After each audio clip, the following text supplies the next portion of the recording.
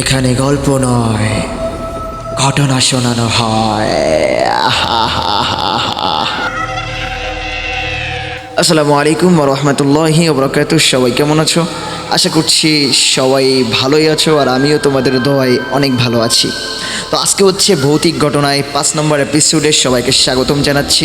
দেখো, ভূতের গল্প দিচ্ছি বলে তোমরা কেউ খারাপ মনে করবা না, কারণ আমি জানি যে ভূতের গল্প তোমরা অনেকেই পছন্দ করো। এই জন্য আমি প্রত্যেক দিন, আজকে এপিসোড নাম্বার 5, তো কালকে 6 নম্বর থাকবে, তারপরের দিন 7 নম্বর থাকবে, 8 নম্বর থাকবে, এরকমভাবে আমি অনেক দূরে যাব যদি তোমরা আমার পাশে থাকো, ঠিক আছে? তো আজকে ভূতের গল্প হচ্ছে 5 নম্বর এপিসোড। চলো তাহলে বেশি বকবক না করে আজকে ভূতের গল্পটা শুরু করা যাক। অবশ্যই মনোযোগ সহকারে শুনবা, তাহলে গল্পটা তোমরা বুঝতে পারবা, ঠিক আছে?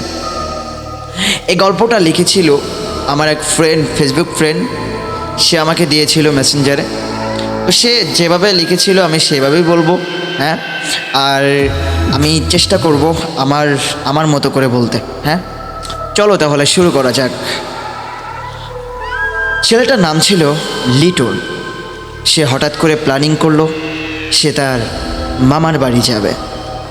তো এই লিটন ছেলেটা মামার বাড়ি তো যাবে, তো এই সমস্যা করেছিল ওর মামার বাড়ি যাইতে 1 দিন লাগবে, অনেক দূর, ঠিক আছে?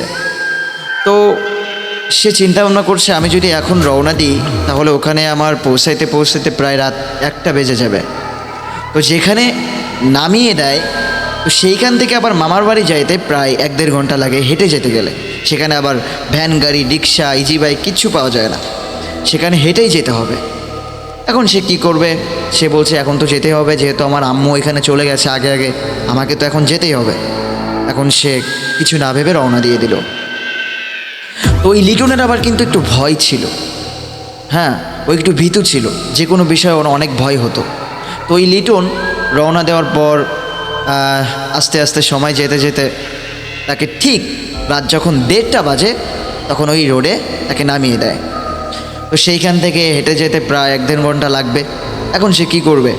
সে ভাবতেছে আই হায়, এই 1:30টার সময় রাতের অন্ধকারে আমি একা একা কীভাবে যাব? এ তো যাওয়া সম্ভব না, আমি এখন কি করব? কেউ নাই আমার পাশে। এখন সে সবাইকে ফোন দিচ্ছে বাসায়, কেউ ফোন ধরে না, সবার ফোন অফ। কারণ রাত 1টা-1:30টার দিকে তো কেউ জেগে থাকার কথা না। আপনার সবাই জানেন যে গ্রামের দিকে বেশিরভাগ 9টা মেবি 10টার আগেই সবাই ঘুমিয়ে পড়ে। তো ঠিকই তেমনই ওইখানেও হয়েছিল, সবাই ফোন সুইচ অফ করে দিয়ে ওরা সবাই ঘুমিয়ে গেছে। তো যাই হোক, সে ফোন দিচ্ছে, কেউ ফোন ধরে না, আর সে নিরুপায় হয়ে হাঁটতে শুরু করে। তার মাকে নিয়ে আবার খুব টেনশন হচ্ছে, ঠিক আছে? তো সে তো এমনি ভীত ছিল, আর সেই দিন অতটা ভয়ের কথা তাকে মনে পড়ছে না। সে মায়ের টেনশন করতে করতে হাঁটতেছে।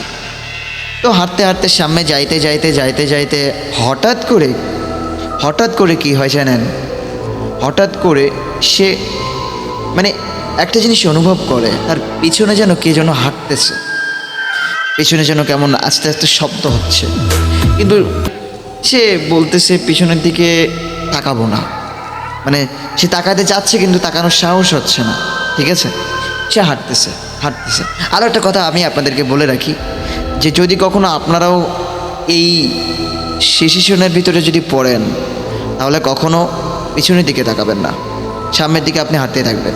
পিছনে যাই হয়ে যাক না কেন, পিছনে যদি পৃথিবী ধ্বংস হয়ে যায় তারপরেও পিছনের দিকে তাকাবেন। এই একটা টিপস আপনাদেরকে আমি দিচ্ছি। তো যাই হোক, ওইরকমভাবে সে হাঁটতে লাগলো। হাঁটতে হাঁটতে যতই হাঁটে ততই পিছনের আওয়াজটা আরও বেড়ে যায়। এখন সে ফাইনালি পেছনের দিকে তাকায়, তাকে দেখে কেউ নাই। এখন সে আবার হাঁটে, আবার দেখে কেউ নাই। এবার অদ্ভুত বিষয় হচ্ছে এটা, যে সে হাঁটতে হাঁটতে যায়, হাঁটার পরে সে সামনে দেখে বিশাল বড় একটা তাল গাছ।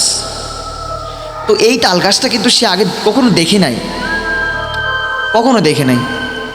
তো সে ভাবতেছে আচ্ছা, আমি তো এর আগেও এসেছিলাম, তো এর আগে তো আমি এখানে কখনো তাল গাছ দেখি নাই, তাহলে এই তাল গাছটা কিসের?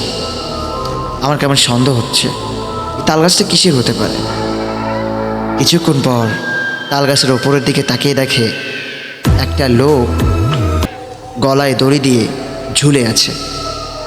এই দৃশ্য দেখে সে জোরে একটা চিৎকার করলো, জোরে একটা চিৎকার করলো, চিৎকার করে ওইখান থেকে দৌড়ে পালালো। তো দৌড় দিল, দৌড়াতে দৌড়াতে সে ভয়ে প্রকম্পিত হয়ে গেছে।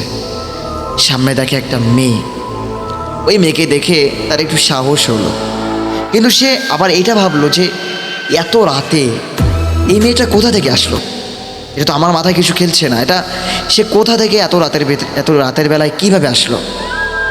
এখন সে ভাবতেছে কি হতে পারে। কিছুক্ষণ পর আবার ফিরে দেখে ওই মেয়েটা মাঠের মধ্যেখানে গিয়ে ভস্ম হয়ে গেল। তারপর ওই ছেলেটা কি করলো জানেন?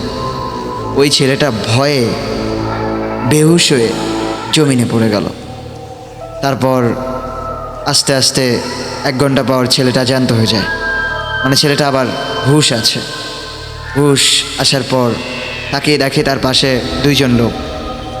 তো ওই 2 জন লোককে সমস্ত ঘটনা বলার পর ওই 2 জন লোক তাকে বাসা পর্যন্ত এগিয়ে দিয়ে আসলো। তো এগিয়ে দিয়ে এসে তখন বাসার প্রায় 2টা 2:30 বাজে। তো 2:30টার সময় বাসায় যেয়ে তার আব্বুকে সব কিছু বললো, তার আব্বু আম্মুকে সব কিছু বললো, তার মামাকে সব কিছু বলার পর সে ঘুমায় গেল। ঘুমানো যাওয়ার পর কিছুক্ষণ পর তার চালের ভিতরে, তার টিনের চাল ছিল, ওই টিনের চালের ভিতরে কে যেন ঢেলা মারতেছে, প্রচুর পরিমাণ ঢেলা মারতেছে। তো সবাই ভয়ে প্রকম্পিত হয়ে আব্বুর রুমে চলে গেছে, কারণ সবাই জানে যে আব্বুর একটু সাহস মেলা, সবাই আব্বুর রুমে চলে গেছে। তো যাই হোক, এরকমটা হচ্ছিল ফজর পর্যন্ত ঘরের দরজায় ঢেলা মারতে আসে। তারপর কি করলো, তারপর ফজরের পর একটা হুজুরকে ডেকে নিয়ে এসে তাকে বললো যে এই অবস্থা। তারপর ওই হুজুরটা ওই বাসাটা বন্ধ করে দিল। তো বন্ধ করে দেওয়ার পর তারপর আর বেশি একটা সমস্যা হয় নাই, তারপর আর কোনো সমস্যা হয় নাই। ওই হুজুরটা বন্ধ করে দেওয়ার পর সব সমস্যার সমাধান হয়ে গেল। ঠিক আছে, তাহলে অবশ্যই বলবা যে আজকের ঘটনাটা তোমাদের কাছে কেমন লেগেছে। আর যদি আজকের ঘটনাটা ভালো লেগে থাকে তোমাদের কাছে, অবশ্যই চ্যানেলটা সাবস্ক্রাইব করবা আর পাশে থাকা বেল বাটন চেপে দিবা, কারণ আজকে থেকে অনেক সুন্দর সুন্দর ঘটনা তোমাদের মাঝে বলার জন্য চেষ্টা করব। অবশ্যই আমার পাশে থাকবা। তো এখনই তোমাদের মাঝ থেকে বিদায় নিচ্ছি। ভালো থাকবা সবাই। আসসালামু আলাইকুম ওয়া রাহমাতুল্লাহি ওয়া বারাকাতুহু।